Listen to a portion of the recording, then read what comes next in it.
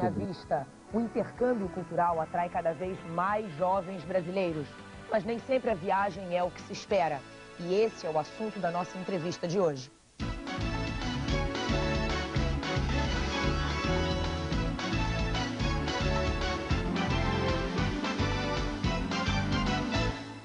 O deputado Pedrinho Abrão deve depor hoje. Ele está sendo acusado de tentar ganhar dinheiro de uma empreiteira e garantir verba no orçamento para a construção de uma barragem no Ceará.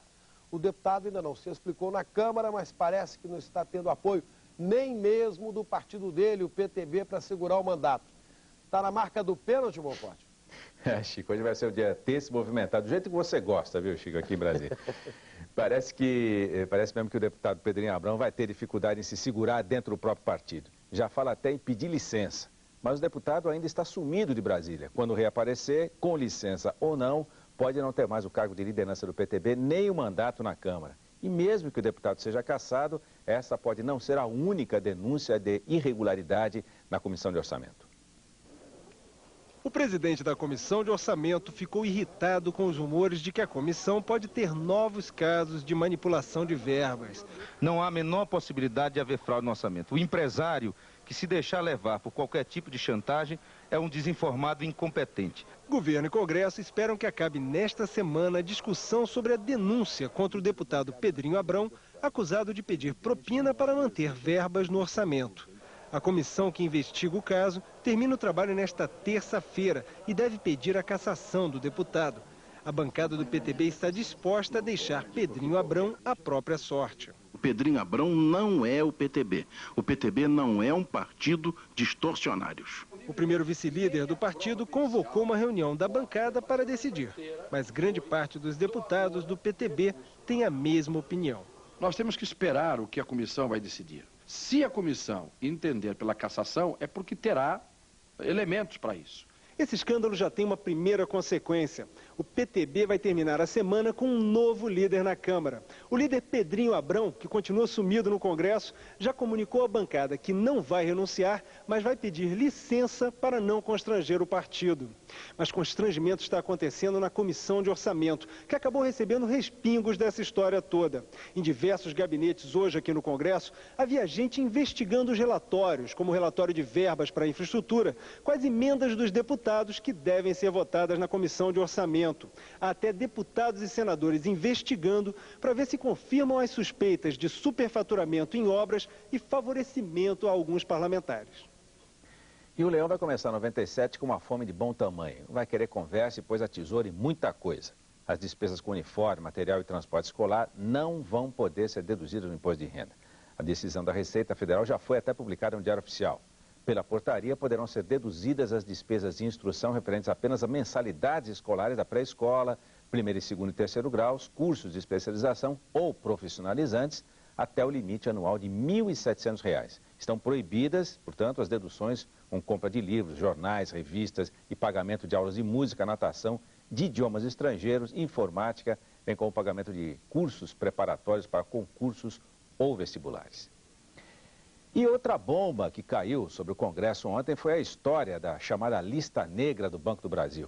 Essa lista conteria os nomes de parlamentares do PPB, de Paulo Maluf, que devem ao banco. O vazamento da lista pode azedar o debate em torno da reeleição.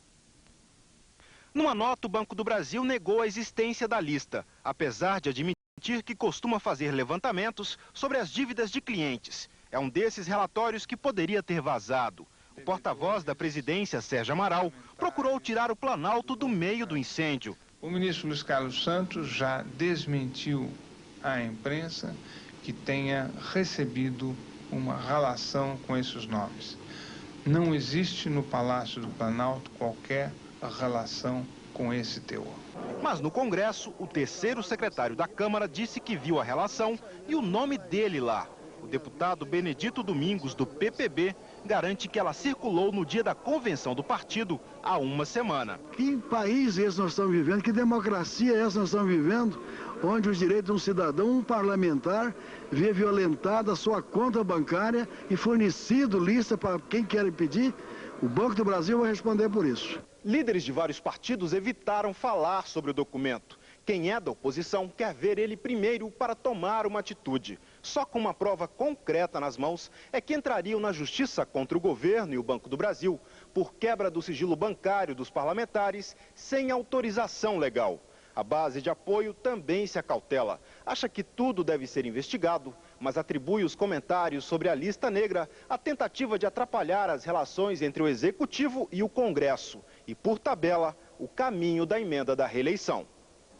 Mas por falar em reeleição, o ex-presidente Itamar Franco não vai mais depor na comissão que estuda a emenda. Aliás, ele não é o único que cancelou o depoimento, não. Estão no mesmo barco o ministro da Educação, Paulo Renato, e o deputado do Partido Justicialista Argentino, Juan Carlos Maqueda. Para essa semana estão confirmadas apenas as presenças do ex-presidente do PT, Luiz Inácio Lula da Silva, do governador do Ceará, Tajer Reissati, e do cientista político Bolívar Lamounier, todos na quinta-feira. Está quase tudo certo para a convocação extraordinária do Congresso a partir do mês que vem. Os presidentes Fernando Henrique Cardoso, Luiz Eduardo Magalhães, da Câmara, e José Sarney, do Senado, conversaram para o Palácio Planalto ontem à noite sobre o trabalho extra dos parlamentares durante o recesso. Assessores garantem que só falta acertar pequenos detalhes. A convocação começaria no dia 6 de janeiro e terminaria em 15 de fevereiro.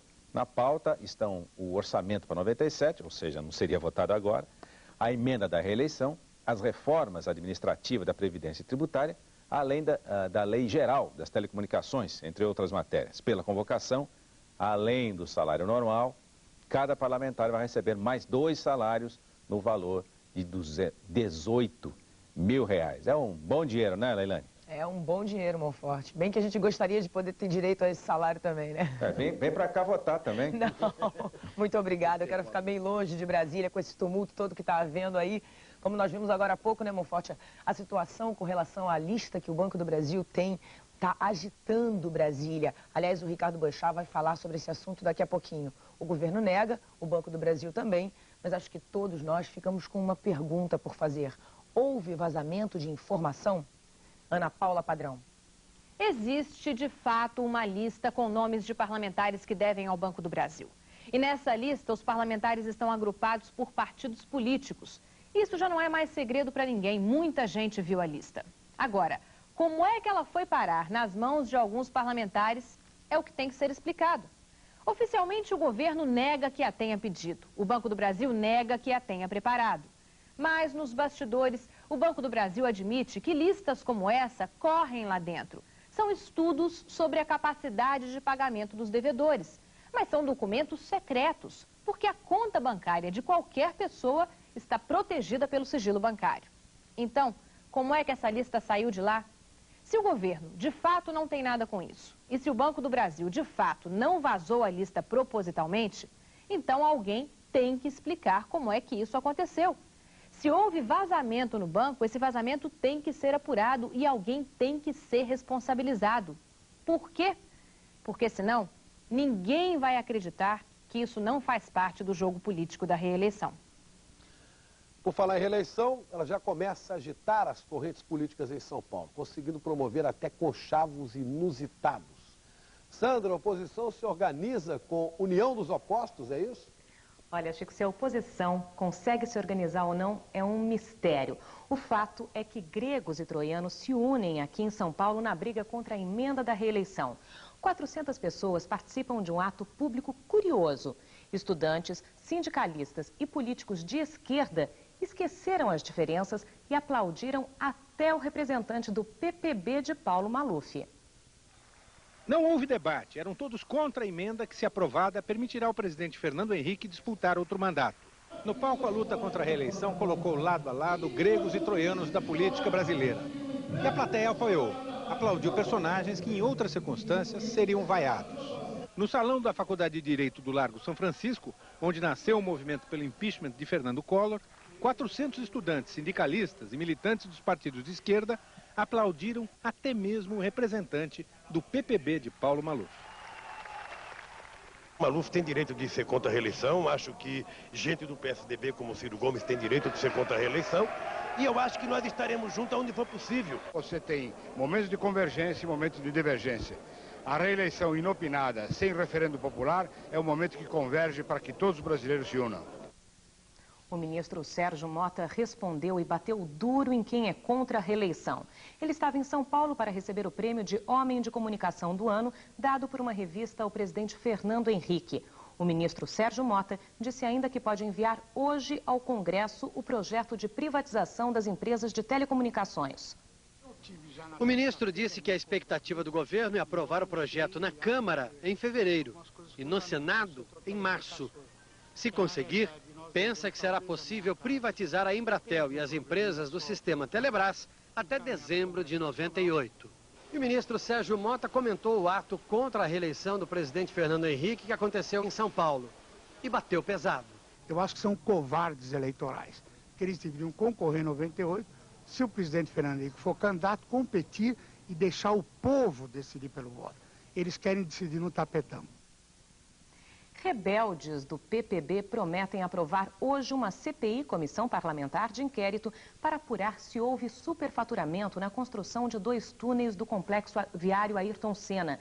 A CPI pode ser uma retaliação ao prefeito Paulo Maluf e a Celso Pitta, recém-eleito. Um grupo de vereadores do PPB rompeu com Maluf porque Celso Pitta defendeu na semana passada a intervenção em algumas administrações regionais e não recebeu os parlamentares em audiência. E não é só o PPB que está dividido, não. O PT também tem problemas. O deputado federal Ivan Valente reagiu às declarações do deputado José Genuíno, que, conforme foi dito ontem aqui no Bom Dia Brasil, acha que o partido ficou sem projeto. Pois o deputado Ivan Valente diz que o Partido dos Trabalhadores tem projeto sim e enquadrou o Genuíno à direita. Essa briga entre correntes do PT é só uma amostra do que vai acontecer na reunião da Executiva Nacional depois de amanhã. A queda no nível de emprego na indústria paulista já é maior que a registrada em todo o ano passado. A Fiesp, Federação das Indústrias do Estado de São Paulo, registrou a dispensa de 7.400 trabalhadores no mês de novembro. Até agora, a queda de emprego acumulada neste ano é de 7,85%, o que significa uma baixa de 0,17% na oferta de emprego em relação ao ano passado. Esse Natal não vai ser muito fácil não, né, Chico? Para muita gente, o desafio para o ano que vem no governo é esse. Manteve a inflação em baixa e agora o país tem que recuperar o desemprego, recuperar o emprego com crescimento, né? É isso aí. Pois é. 3 acusados da chacina da Candelária são absolvidos por unanimidade no 2º Tribunal do Júri, no Rio de Janeiro. A sentença saiu às 5 horas da manhã de hoje. O tenente Marcelo Cortes, o serralheiro Jurandir de França e o soldado Cláudio Luiz dos Santos foram considerados inocentes do assassinato dos 8 meninos de rua em julho de 93. O julgamento durou 14 horas. Os 3 acusados voltaram a dizer que eram inocentes. Às 9 horas da noite de ontem, a promotoria pediu a absolvição dos acusados por falta de provas. Os advogados de defesa apontaram falhas no processo. Sustentaram a tese de que as testemunhas se confundiram no reconhecimento dos assassinos. Os acusados foram inocentados por 2 ex-policiais já condenados. Às 5 da manhã, o juiz do 2º Tribunal do Júri leu a sentença. Julgo improcedente a pretensão punitiva estatal e absolvo os réus Marcelo Ferreira Cortes, Cláudio Luiz Andrade dos Santos e Jurandir Gomes de França. Emocionados, os 3 se abraçaram. Os assassinos hoje, com prova, depois de 2 anos e 6 meses, veio à tona os verdadeiros assassinos e hoje nós estamos saindo daqui absolvidos. Agora eu espero só receber minhas promoções mesmo, já era para ser capitão e dar apoio à minha família, as pessoas mais importantes da minha vida.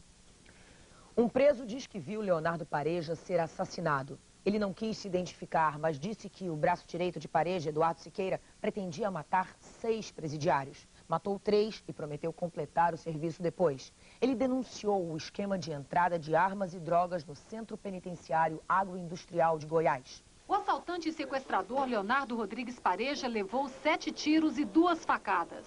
Ele e os outros 2 presos, Grimar Rodrigues de Souza e Veriano Manuel, foram mortos numa briga dentro do presídio por causa de um plano de fuga comandado por Leonardo Pareja.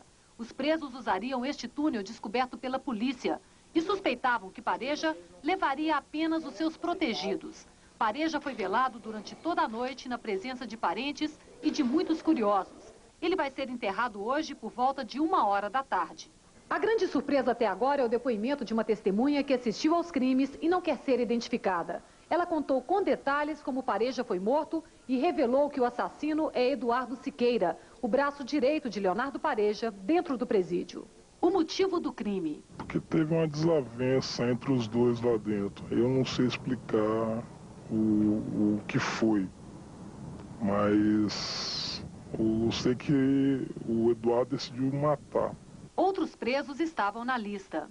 O Eduardo queria detonar todos 6. Ele conseguiu detonar 3 e vai detonar mais 3, segundo ele. E o próximo será um tal de Marco Aurélio. A arma do crime? Essa arma do crime foi passada através do Sérgio, o agente penitenciário, né?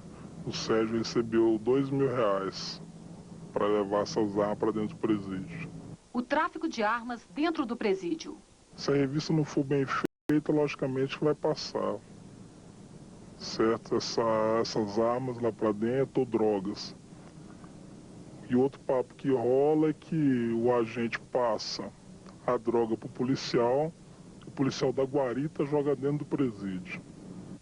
O secretário de Segurança Pública do Estado de Goiás, Joneval Gomes, disse agora há pouco que já sabia dessas irregularidades no presídio e tinha tomado providências. Segundo ele, policiais militares e agentes penitenciários acusados de terem facilitado a entrada de armas e drogas no presídio foram afastados. O secretário diz que parentes dos presos também estão entre os suspeitos de passarem armas para dentro da prisão. Numa reunião agora de manhã, ele vai discutir as novas denúncias contra os funcionários do Centro Penitenciário de Goiânia. A rede americana de televisão, a NBC, decidiu pagar uma indenização ao homem que informou a existência da bomba no Parque de Atlanta e acabou sendo tratado como autor do atentado. E Ricardo Boechat conta que a lista dos devedores do Banco do Brasil, divulgada ontem pelo PPB, já era conhecida há algum tempo dentro do próprio partido. Agora são 7h48. Cascateira pura. Como é que você falou? Cascateira, né? Cascateira total. Cascateira total. Se Pinóquio não fosse menor de idade, teria sido político. O filho de Gepeto tinha 2 qualidades essenciais para a profissão. Era um tremendo cara de pau e mentia feito condenado. Esse comentário foi feito ontem por um ministro do Palácio do Planalto a propósito da lista dos deputados do PPB que devem dinheiro ao Banco do Brasil. Segundo esse ministro, o PPB está usando politicamente um documento no qual nem mesmo a cúpula do partido confia. A prova dessa desconfiança é que há quase 10 dias uma cópia da lista chegou às mãos do presidente do PPB, o senador Esperidião Amin, e ele não a divulgou. Amin chegou a comentar o assunto com alguns colegas do partido e pareceu concordar com o argumento de um deles, o ministro Francisco Dornelles, de que um documento sem assinatura, de origem desconhecida e com papel não timbrado, não podia ser levado a sério. Outro que não deu bola para a lista do Banco do Brasil, da suposta lista do Banco do Brasil, foi o próprio ministro de Coordenação Política do governo. Luiz Carlos Santos também foi informado há mais de uma semana que o senador Amin estava com a lista, mas achou que um papel sem dono não seria capaz de provocar uma crise política. Eu não vou perder tempo com ficção, reagiu o ministro. Santos até informou ao Palácio do Planalto sobre o assunto, mas ali também ninguém achou que era caso de se preocupar. A confusão que essa lista está causando pode até render muita notícia essa semana, mas leva a jeito de ser tão respeitável quanto as histórias do nosso espertíssimo Pinóquio. Eu estou devendo uma fortuna aos bancos e ninguém me bota em lista. Agora, o que está por trás dessa lista, desse barulho todo? Eu estou achando que esse troço é uma furada, viu? Lista sem dono, sem assinatura. É versão já do clima que vem aí com a emenda de reeleição. Quer dizer, cria espuma, como você disse, né? Faz logo um... Vai ser isso. Olha, e o Zé Maria Alquimim, velho político do PSD mineiro, dizia que em político o que vale é versão, não é o fato. E diversão nós vamos ter aí. Estamos vivendo disso. Diversão. Vamos ter muita diversão esse ano, Boechat. É ótimo. 2 correntistas do Fundo de Garantia por Tempo de Serviço conseguiram na Justiça o direito de ver seu saldo corrigido com as perdas provocadas pelos planos econômicos. É a primeira vez que alguém ganha esse direito na Justiça. Um número cada vez maior de pessoas está recorrendo aos tribunais para ter de volta o que perdeu com a inflação.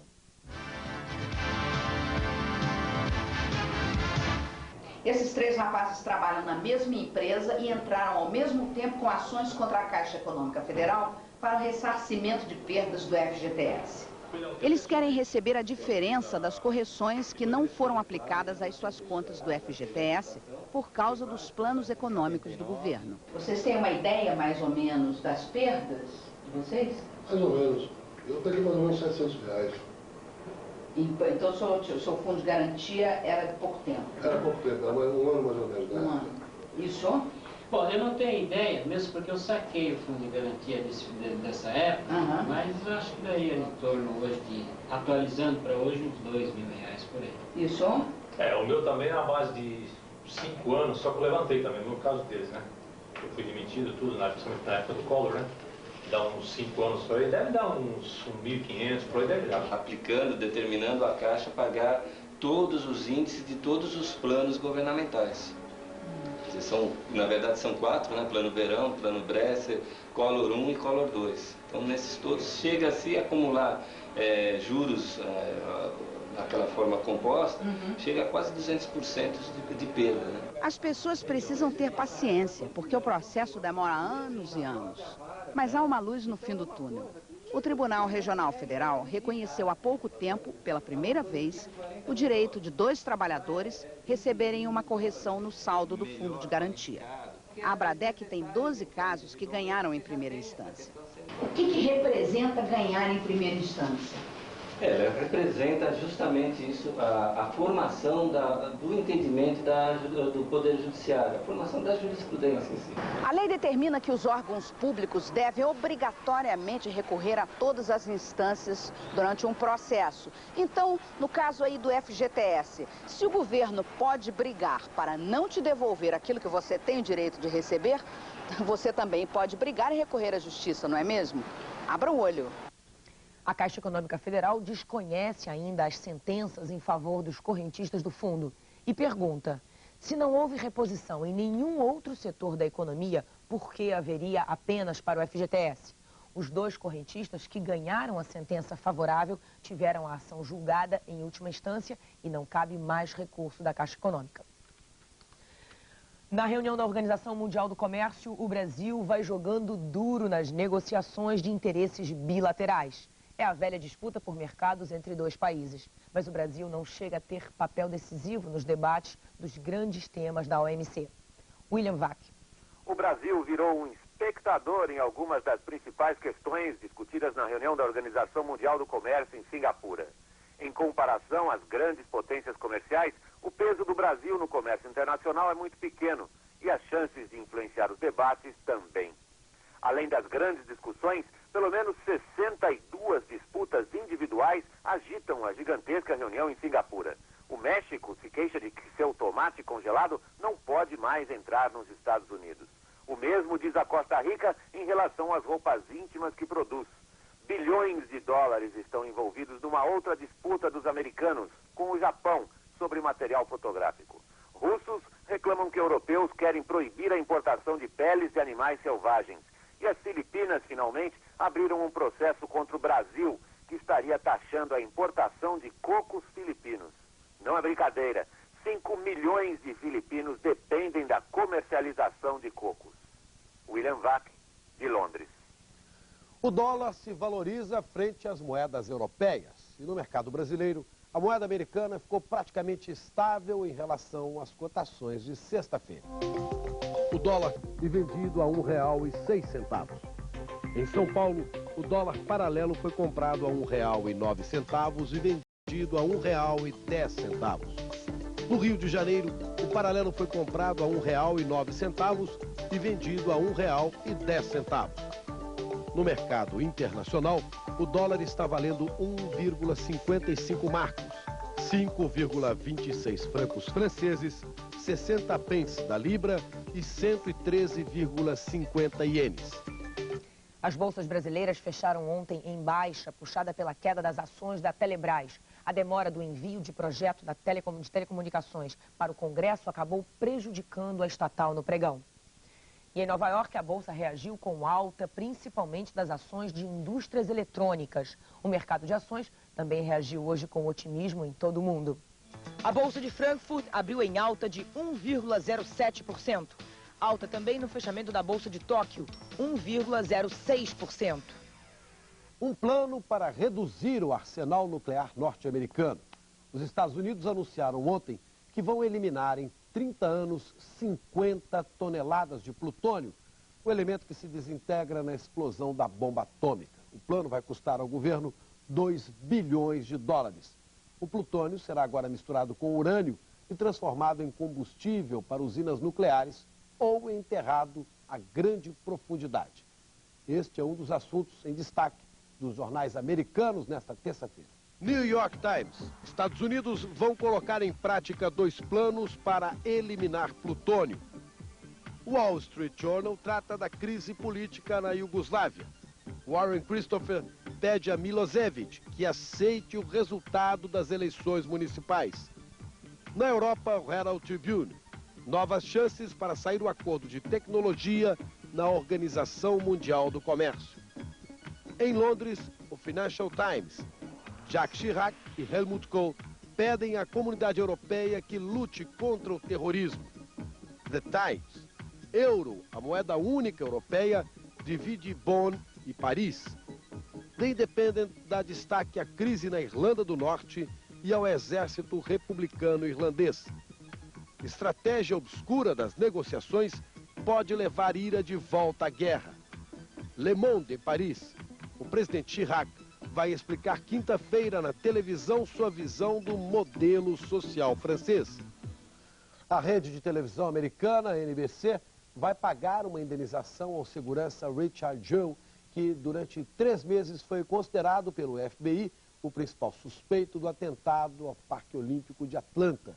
A NBC admitiu que em algumas situações tratou Jewell como acusado e não apenas suspeito, apesar de ter sido ele quem alertou as autoridades sobre a bomba. O acordo entre a NBC e o segurança foi amigável. A quantia da indenização não foi revelada e não haverá pedidos de desculpas em público. A bomba no Parque Centenário matou 2 pessoas e feriu mais de 100. Para evitar um novo erro nas investigações, o FBI anunciou ontem que vai pagar $500 milhão para quem passar pistas quentes sobre os responsáveis pelo atentado que marcou a Olimpíada de 96. No Japão, quem está cansada das especulações da mídia é a princesa Masako, mulher do príncipe herdeiro Naruhito. Na sexta-feira, ela deu a primeira entrevista coletiva desde o casamento em 93, mas só agora as imagens foram reveladas. Na entrevista, a princesa criticou a imprensa que a trata como prisioneira da tradição e sofredora silenciosa. Masako admitiu que a vida dentro do Palácio Imperial é dura, mas lembrou que aparece publicamente quando quer. Sobre filhos não falou, mas esse também é um assunto delicado. A imprensa não perdoa que em 3 anos e meio de casamento não tenha havido ainda nenhum sinal de herdeiro para Naruhito. A princesa Masako é filha do embaixador japonês na ONU. Ela estudou em Harvard e Oxford, fala línguas e seu perfil de mulher moderna causou polêmica no Japão. Definido o árbitro da primeira partida da final do príncipe Albert e a bela princesa Stephanie. Sem os habituais macacões, os pilotos chegam esbanjando elegância. Damon Hill vem acompanhado da mulher George. Depois do jantar, a premiação. Schumacher da Ferrari ganha o troféu pelo 3º lugar da temporada. O canadense Jacques Villeneuve pelo 2º. Frank Williams tem o reconhecimento pela conquista do Mundial de Construtores e seu ex-piloto, o campeão Damon Hill, recebe o prêmio das mãos do príncipe Albert. Última visita de avaliação dos representantes do Comitê Olímpico Internacional. Eles foram à Cidade do Cabo e no caminho entre o aeroporto e o hotel, um grupo protestou contra a candidatura sul-africana aos Jogos de 2004.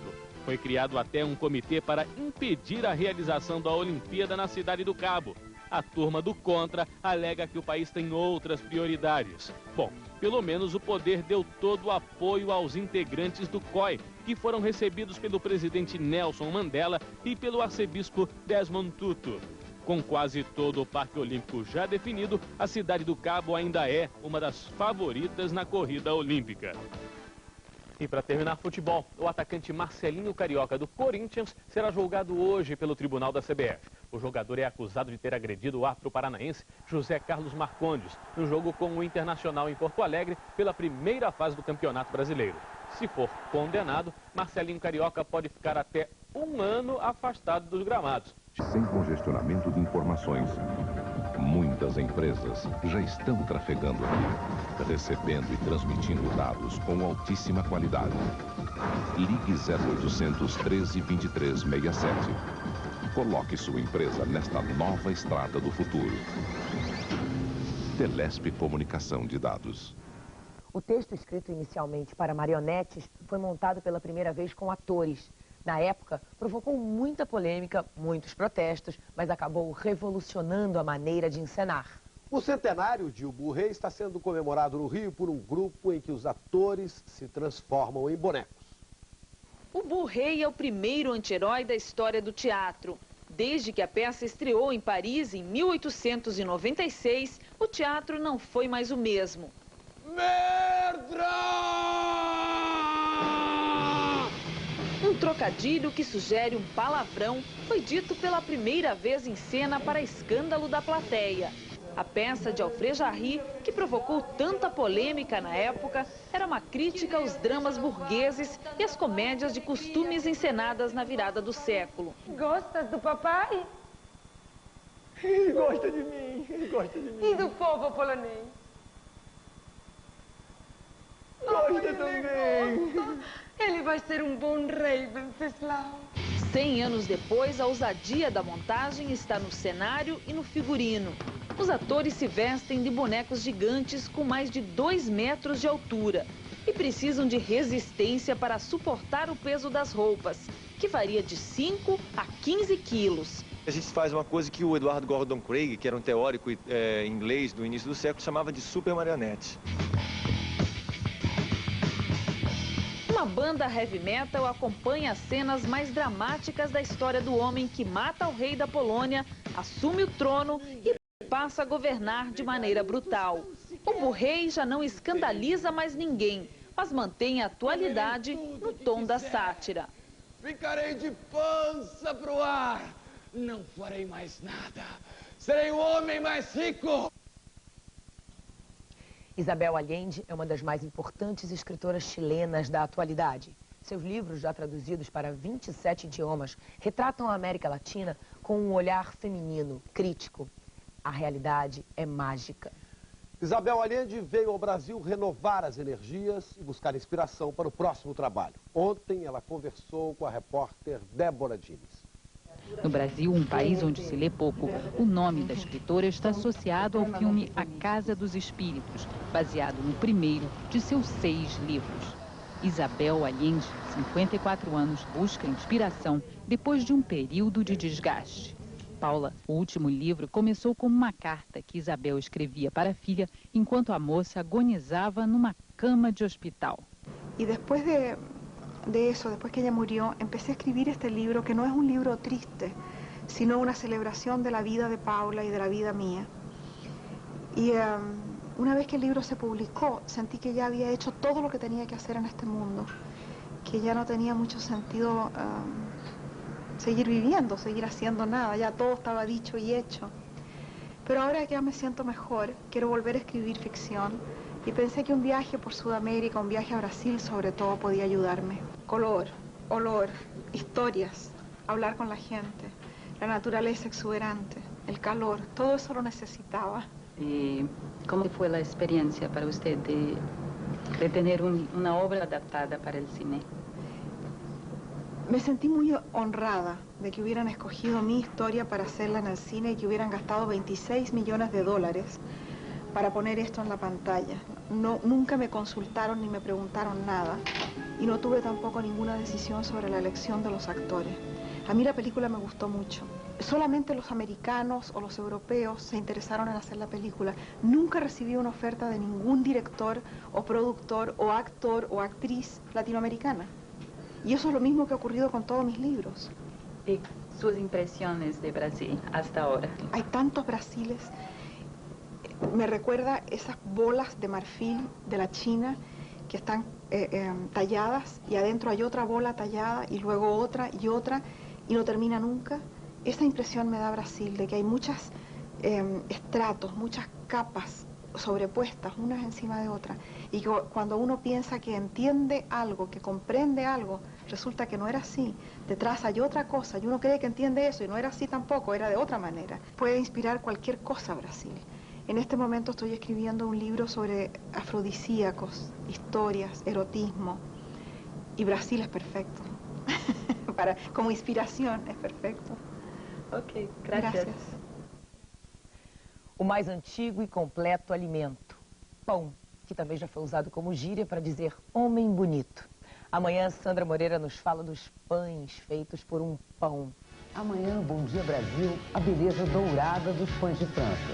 Seu café da manhã não vai ser o mesmo depois disso. Combinar estudo e diversão. Essa é a proposta dos intercâmbios culturais que levam milhares de adolescentes todos os anos para estudarem fora do país. Mas o que seria uma aventura, uma experiência maravilhosa, algumas vezes decepciona. Daqui a pouco a gente conversa com o Marcelo Mauler. Ele trabalha com intercâmbio há 12 anos. Agora são 8h15. Estudar. Mas quando o estudo é fora do Brasil, aí eles adoram. Só no ano passado, mais de 30 mil jovens participaram de intercâmbios culturais. Só que muitas vezes o que deveria ser uma experiência agradável vira um trauma. Se por um lado as viagens estão cada vez mais acessíveis às famílias de classe média, por outro é preciso estar atento à seriedade das agências. Nosso convidado de hoje é Marcelo Mauler. Ele criou e dirige há 12 anos um grupo de intercâmbio cultural. Marcelo, a gente tem ouvido recentemente muitas histórias de crianças que tiveram problemas, adolescentes que não foram felizes nesses intercâmbios. O que está acontecendo? Está havendo uma desestrutura dessas agências? É agência demais? O que está havendo? Olha, eu acho até que é importante que se frise que as experiências que não dão certo são poucas, tá? A experiência do intercâmbio cultural é uma experiência muito delicada, que envolve separação de adolescentes de seus familiares por um período longo, tá? E troca de culturas também. E nem sempre há uma preparação adequada aqui no Brasil para que os adolescentes viajem preparados e conscientes do que vem a ser essa adaptação na nova cultura. Como assim? Você acha que o problema é que o adolescente brasileiro não está preparado para esse intercâmbio? Não é que o adolescente brasileiro não esteja preparado. Aliás, é uma nacionalidade muito flexível a se adaptar a novas culturas. Só que é muito importante estar com as expectativas sintonizadas porque vem a ser um tipo de experiência de intercâmbio cultural. Uma experiência de intercâmbio não é uma experiência de férias prolongadas. Tá? É uma experiência acadêmica em que o estudante tem que frequentar a escola e que vai acontecer dele ter que, enfim, ter expectativas da escola e da comunidade. É uma outra cultura, uma outra vivência, uma outra relação de família, digamos assim, uma vez que a família brasileira é bem diferente da família americana. Agora, o que a criança precisa? O que esse adolescente precisa para se adaptar bem lá fora? Pois é, o combustível, são duas coisas que são fundamentais. O combustível para se dar bem numa experiência de intercâmbio é motivação. A maioria dos grupos já vão estar viajando agora em janeiro, mas ainda dá tempo de uma reflexão. Eu realmente quero me separar da minha família, eu realmente quero passar um ano nos Estados Unidos? Os pais estão preparados para deixar os filhos viajarem? Isso é uma reflexão importantíssima porque motivação é o combustível dos pais e dos pais principalmente, porque às vezes eles interferem na experiência dos filhos. E a segunda é certamente ligada às organizações. É muito importante passar pela via crucis das recomendações tradicionais, que é verificar se os programas brasileiros estão listados com os devidos consulados. Vocês têm uma associação brasileira de entidades? Está se formando, tá? É uma coisa nova ainda, não existe representatividade, mas está se caminhando para ter uma associação que represente essas Mas você diria que existe um número razoável de agências ou entidades que não são sérias? É muito difícil afirmar isso. Tá? E como não existe uma associação... Mas existem muitos casos, pessoas que vão para famílias onde os pais são alcoólatras, ou as crianças são, enfim, molestadas. Isso tem saído na imprensa, isso tem sido denunciado. Isso não é fruto só do despreparo do adolescente, isso é fruto de uma família mal escolhida lá fora. Certamente, é um tipo de serviço muitíssimo delicado. E certos deslizes podem acontecer no lado do americano, quer dizer, no lado das fundações americanas. Como é que essas famílias são escolhidas lá fora para que os pais brasileiros tenham segurança? São fundações que são supervisionadas pelo governo americano. Cada fundação nos Estados Unidos, para poder operar com intercâmbio cultural, ela é selecionada e supervisionada e existem auditorias todos os anos. Agora, essas famílias são voluntárias, isso é importante que se entenda, elas não recebem dinheiro para receber esses estudantes. Então elas esperam que esses estudantes cheguem para a convivência preparados para o que venha a ser uma convivência numa família americana. E nenhuma família vai trocar os hábitos para poder receber um outro estudante. Agora, existem essas histórias que têm pipocado, tá? Eu tenho que frisar isso porque é uma coisa que bate no nosso cotidiano todos os dias. Como é que o pai... Não é a maioria. Como é que o pai pode se certificar que está fazendo um serviço, trabalhando com uma agência que tem um serviço correto ou não? Pois é, esse é outro ponto vital. Além de verificar e colher recomendações antes de viajar de pessoas, dos consulados devidos, etc., é muito importante, durante as entrevistas, para se participar do programa de intercâmbio, criar um bom vínculo com quem são as pessoas que realmente vão estar dando a supervisão dos filhos nos Estados Unidos. Isso é vital, porque são duas instituições potencialmente em crise, a gente costuma dizer, adolescentes e famílias. E num período longo, claro que certamente vão ter altos e baixos. Então é preciso se confiar muito nas pessoas que estão aqui supervisionando e dando suporte para, numa eventualidade, friso, eventualidade, poder ajudar. Tá? E no caso de uma eventualidade, como você diz, o que pode ser feito? Essa criança pode ser trocada de família? Felizmente, a maioria dos problemas são de adaptação e de convivência em si. Não só da diferença cultural, mas conviver é um desafio. Então, nesse caso, os representantes de área, cada estudante, para ter sido colocado numa casa nos Estados Unidos, é preciso que haja um representante de área. Esse representante de área é contactado pelo estudante, faz uma visita à família e eles vão conversar sobre o problema. Se for uma coisa grave, se for uma dessas histórias que tem pipocado nos jornais, não são frequentes, uma troca de casa de família é imediata. Mas o que normalmente acontece é o representante de área interceder na experiência para tentar ajudar no que vem a ser uma dificuldade de adaptação. Problemas de relacionamento. Eu não gosto da minha irmã, por exemplo, é frequente. Tem que separar o que é assim, uma falta de adaptação e o que é um problema de fato grave. Certo. Se for um problema de fato grave que não foi percebido durante as entrevistas naquela família, o que pode ocorrer quando fecham-se as portas da casa, por mais referências que você possa colher sobre uma família, não sabe o que pode acontecer dentro de casa. Uma troca é rápida. Agora, Marcelo, para terminar, qual é o lado bom dessa experiência? O lado bom, que é muito maior, é exatamente que você faz muitos amigos. Eu fiz intercâmbio em 81, por exemplo, e até hoje tenho contato com a minha família. E no escritório tenho contato com vários estudantes que retornam, e essa é o que, enfim, a informação que a gente tem fresca. Os estudantes mantêm contato com as famílias, voltam, visitam. Aprendem inglês? Aprendem inglês se você traz na bagagem. E o principal é você conhece mais sobre você mesmo. Você vai conviver muito com você enquanto estiver lá. Tá certo, muito obrigada e vamos torcer então para que esse serviço fique cada vez melhor, para que os estudantes brasileiros possam aproveitar cada vez mais de uma nova cultura, de uma nova língua. Ok. Obrigada, Marcelo. Obrigado. Chico. O Bom Dia Brasil está terminando. Nesta edição...